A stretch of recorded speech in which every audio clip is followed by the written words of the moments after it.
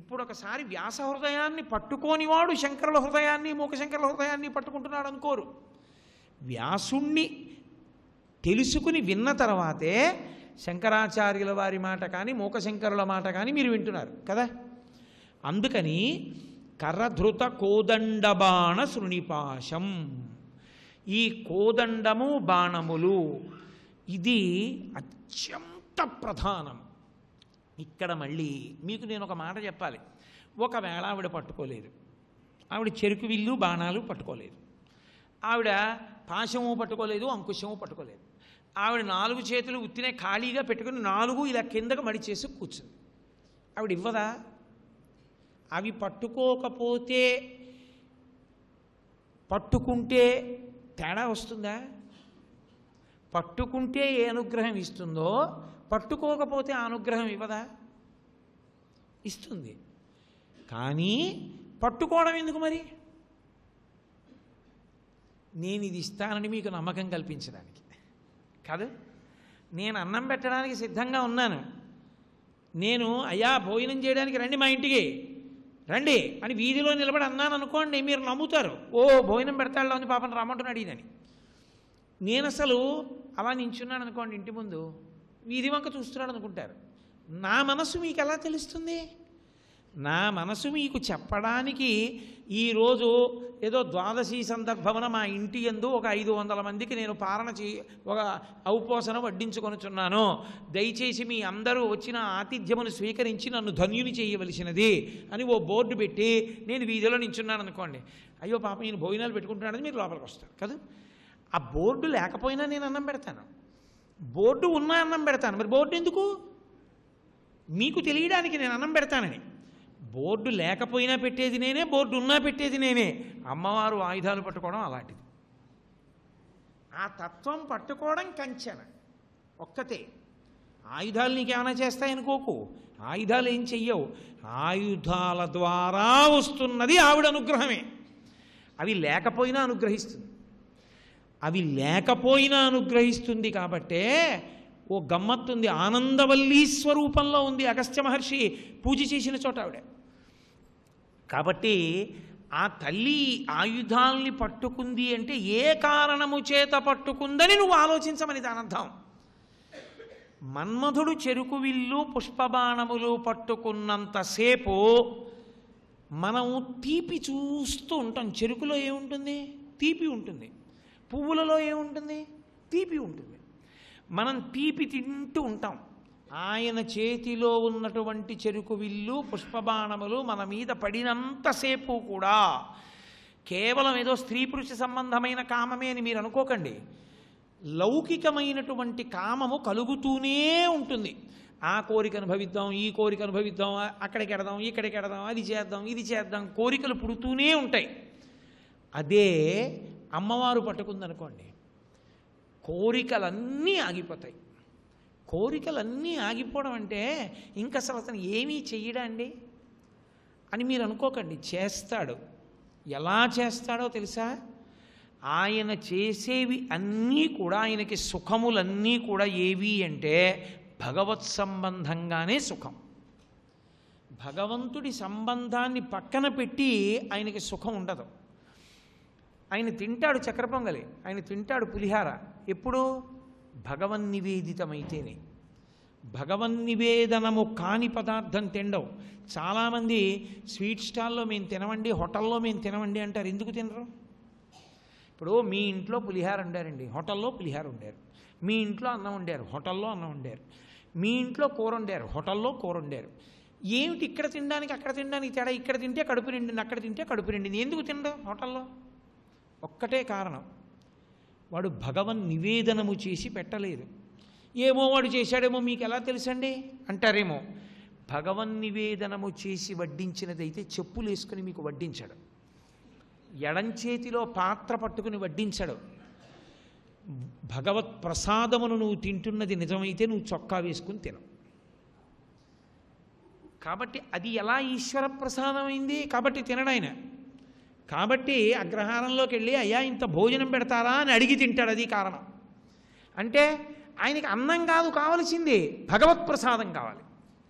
ఈశ్వర సంబంధం ఉంటే తింటాడు, ఈశ్వర సంబంధం లేకపోతే ఈ కడుపుకి ఇంకోటి తింటాడు. ఓ చెట్టుకున్న పండు తీసుకుని తింటాడు, ఇప్పుడు దోషం లేదు.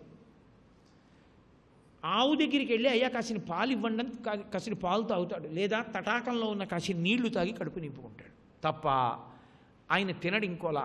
ఎందుకు తినడు? ఒక్కటే కారణం, అది భగవత్ ప్రసాదము కాదు. ఇప్పుడు నాలుకకి కావాలా, భగవత్ సంబంధంతో కావాలా? భగవత్ సంబంధంతో కావాలి.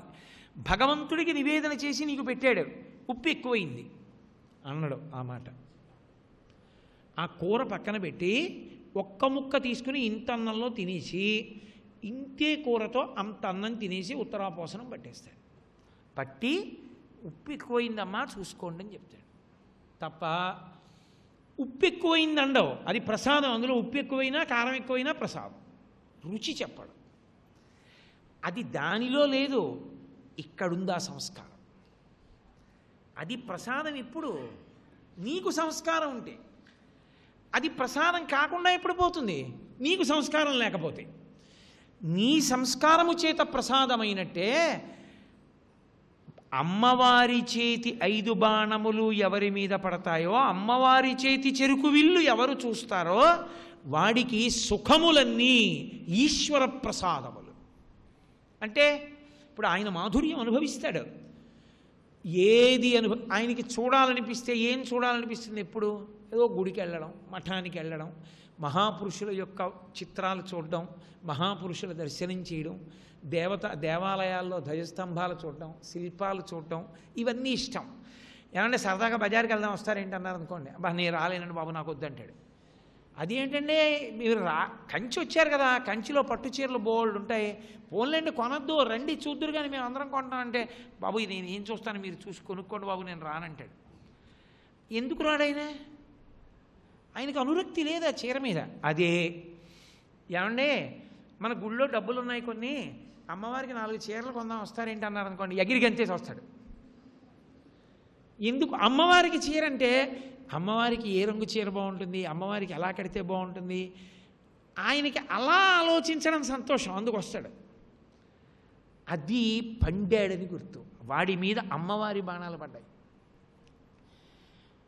ఇది మా ఆవిడికి బాగుంటుందని ఊహించి పక్కన భార్య లేకపోయినా కొన్నాడు. ఇంటికి వెళ్ళాక చీ అంటే అది తర్వాత మాట. ముందు వీడు సంతోషించి కొన్నాడు, వీడి మీద మన్మధుడి బాణాలు పడ్డాయి. లేదు అంటే భార్యకి చీర కొనకూడదా అండి అని అనకండి. నేను ఒక మాట చెప్తాను, పరదేవత అనుగ్రహం. నా భార్య నన్నంత అనుగమిస్తుంది, పిచ్చి తల్లి, దానికి ఏ కోరిక లేదు. నేను ఏది పట్టుకెళ్ళిస్తే పరమ సంతోషం అండి, కామాక్షి దగ్గర పెట్టి తెచ్చారా అంటుంది. లేకపోతే కంచి నుంచి వచ్చిందని పూజామందిరంలో పెట్టి కట్టుకుంటుంది.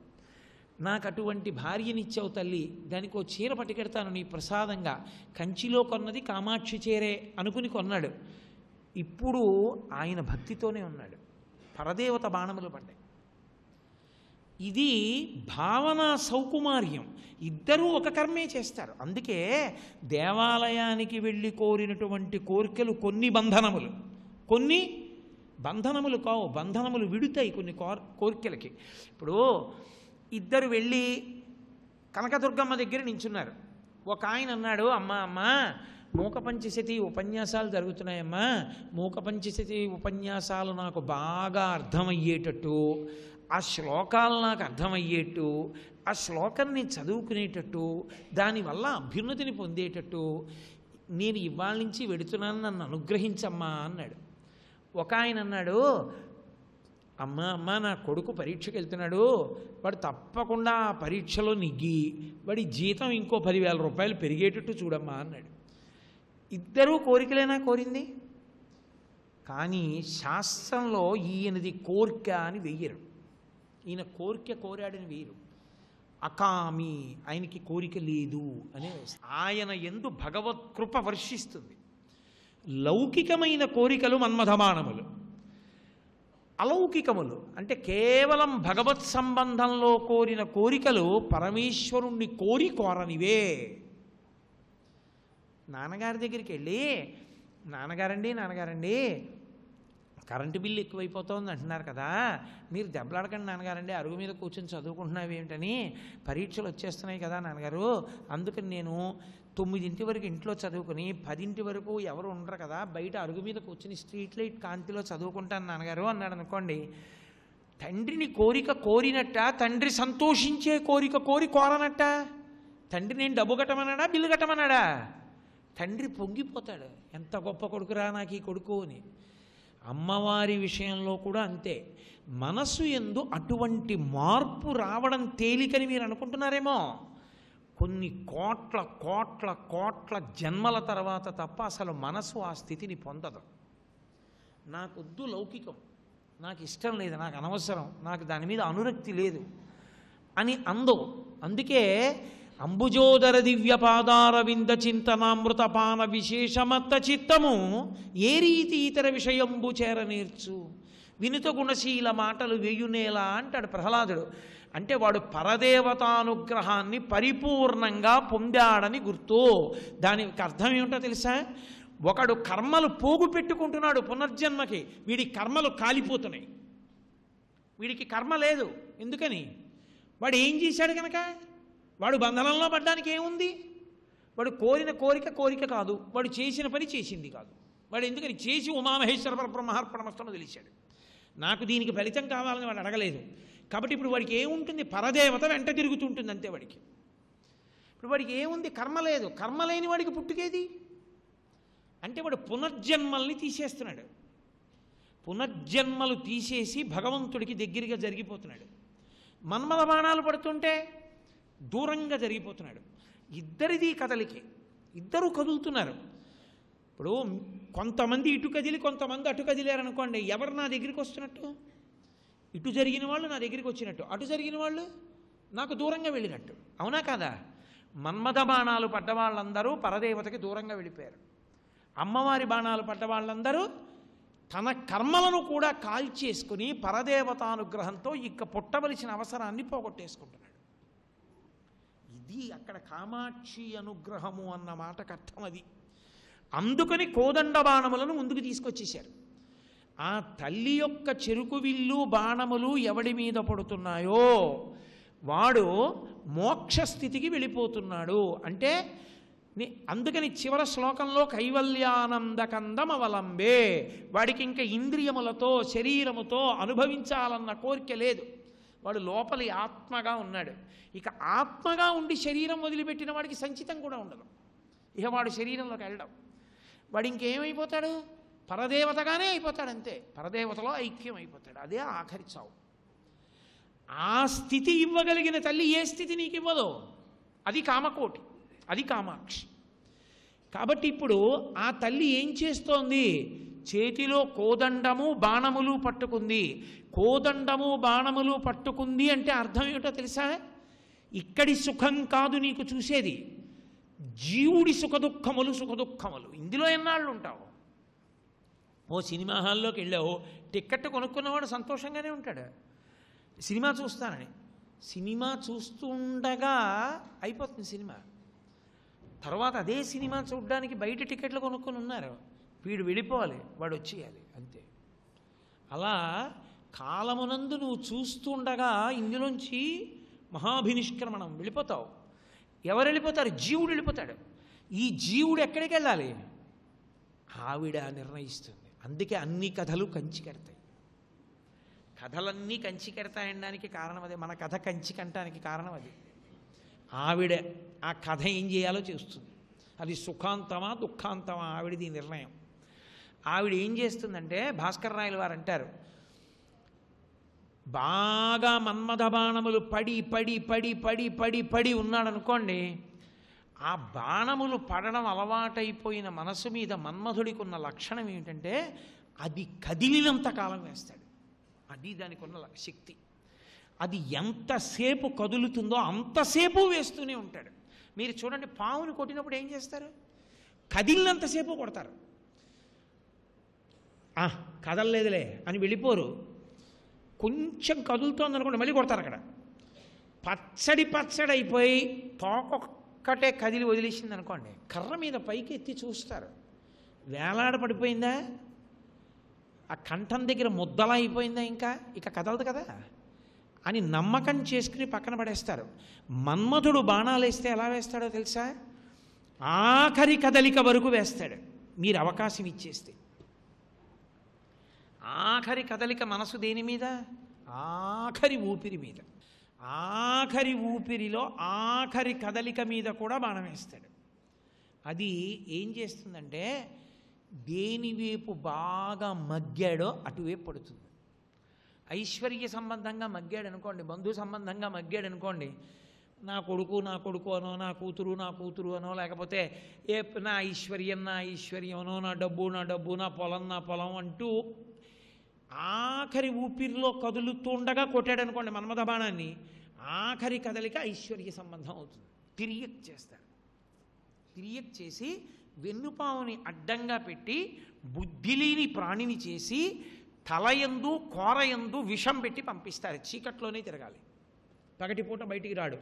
ఆఖరికి ఎప్పుడో అప్పుడు తెలియక పగలో చీకటి బాగా పడకముందో వచ్చి చచ్చిపోతాడు. తల పగలగొట్టేస్తారు. అందుకే అథవా దీనికి విరుద్ధం క్రోధం. ఎవరి మీదో కక్ష పెట్టుకుని ఆలోచిస్తున్నాడు అనుకోండి, అది కూడా మన్మథ బాణమే. అందుకే రాగము ద్వేషము, రాగస్వరూప పాచాఢ్య క్రోధాకార అంకుశోజ్వల. మన్మథ బాణాలు పడ్డవాడికి రెండే ఉంటాయి. ఒకటి కొంతమందిని ప్రేమించడం, రెండు కొంతమందిని ద్వేషించడం. ఈ రెండిటితోనే అయిపోతుంది వాడు బతుకంతా. ఈ రెండిటిలో ఏమైపోతాడంటే మళ్ళీ తిరియక్, దానికి ఫలితం ఉండదు. వెన్నుపాము అడ్డంగా పెట్టి భూమి మీదకి తోసేస్తారు. మళ్ళీ ఎక్కడో క్రూర జంతువో ఏదో అయి తిరుగుతూ ఉంటాడు. ఆ క్రోధం అలా ఉంటుంది. దాన్ని చూస్తే భయపడతారు అందరూ. ఆఖరికి ఏదో ఉచ్చేస్తారు, పట్టుకుంటారు, నానా అల్లరి, లేకపోతే దానికన్నా బలమైంది వస్తుంది, ఏదో చంపేస్తుంది, ఏదో అయిపోతుంది అక్కడతో. కాబట్టి అందుకే కొన్ని కేవలము అనురాగము చేత, కొన్ని క్రోధము చేత, మూడవది ఒకటి ఉంటుంది. అది ఇక మన్మథ బాణం పడదు ఇంకక్కడి నుంచి.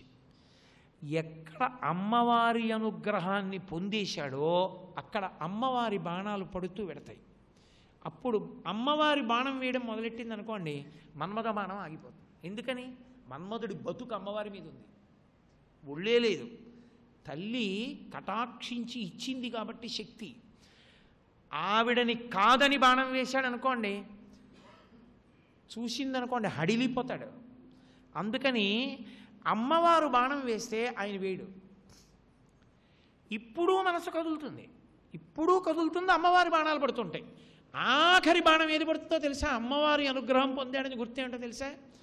వ్యాపకాలన్నీ భగవత్ సంబంధాలుగా ఉంటాయి. దాన్ని శుక్లచింత అంటారు. ఎప్పుడు నేను ఇంకా ఆ పుస్తకం చదవాలి, నేను ఈ పుస్తకం చదవాలి, నేను అక్కడికి వెళ్ళాలి, నేను ఈ పూజ చెయ్యాలి, నేను ఒక 3 రోజులు మౌన దీక్ష పట్టాలి, నేను ఒక 50,000 కుదురుగా కూర్చుని 50,000 మంత్రజపం చెయ్యాలి, నేను ఆ మఠానికి వెళ్ళి కొన్నాళ్ళు ధ్యానం చేసుకోవాలి, నేను ఒక వారం రోజులు ఆ మఠానికి వెళ్ళి మఠం తుడుస్తూ నాకేమీ వద్దు, మఠంలో అన్నం తింటూ ఏ లౌకిక ప్రసంగం చేయకుండా, సెల్ ఫోన్ కూడా దగ్గర లేకుండా 7 రోజులు లౌకికమైన మాట మాట్లాడకుండా బతకాలి, ఆ 7 రోజులు నా జీవితంలో తపస్సు కావాలి, అలా ఏవో లెక్కలు పెట్టుకుంటూ ఉంటాడు. ఎప్పుడూ భగవత్ సంబంధమైనటువంటి కార్యముల యందు ఆలోచిస్తూ ఉంటాడు. ఈ ఆలోచనలు వస్తున్నాయి అంటే గుర్తు ఏమిటంటే మన్మథ బాణములు ఆగిపోయాయని గుర్తు, అమ్మవారి అనుగ్రహం మొదలైందని గుర్తు. ఈ బాణం పడ్డం మొదలవుతుంది. ఈ బాణం పడితే కదులుతూ ఉంటాడు. కానీ ఇది కూడా పునర్జన్మ తీసుకొస్తుంది. ఎలాంటి జన్మ వస్తుందంటే పరమశాస్త్రపారంగతుడై, పరమ భక్తి తత్పరుడై, నిష్కామ కర్మ చేసేటటువంటి గొప్ప గొప్ప వ్యక్తి కడుపున పుట్టి చిన్నతనం నుంచి తండ్రి దగ్గర అనుష్ఠాన బలం తెలుసుకుని భగవంతుడిని అర్చన చేస్తూ భగవంతుడి యొక్క అనుగ్రహంతో జన్మల యొక్క పరంపరని తగ్గించేసుకుని పరదేవత యందు కలిసిపోవడానికి సిద్ధపడిపోతాడు. ఇక ఒకసారి ఆ స్థాయి పొందిన తర్వాత పతనం ఉండదు.